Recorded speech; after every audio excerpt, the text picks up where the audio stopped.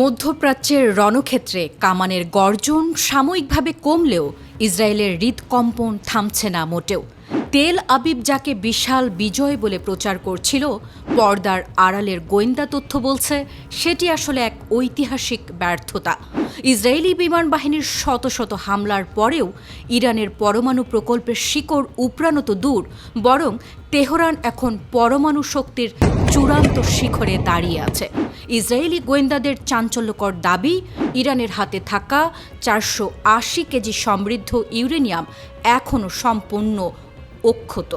বিশ্লেষকরা বলছেন, এই বিপুল মজুদ দিয়ে নিমেষেই অন্তত 11টি পারমাণবিক বোমা তৈরি করতে সক্ষম তেহরান।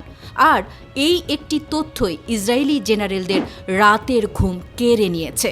আইডিএফ প্রধান ইয়াল জামির সফলতার বুলি আওড়ালেও খোদ ইসরায়েলি সমরবিদরা বলছেন, পারমাণবিক স্থাপনা ধ্বংস করতে না পারা মানেই যুদ্ধের ময়দানে পরাজয় কবুল করা।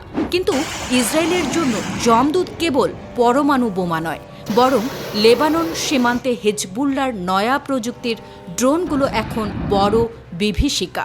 সীমান্তে ড্রোন অপারেটরদের ধরাছোঁয়ার বাইরে থাকায় ইসরায়েলি বাহিনী এখন স্রেফ অসহায়ের মতো ধ্বংসলীলা দেখছে।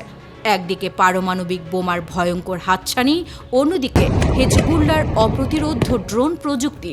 এই দুই বিষাক্ত ফনার সামনে ইসরায়েল এখন খাদের কিনারায় দাঁড়িয়ে।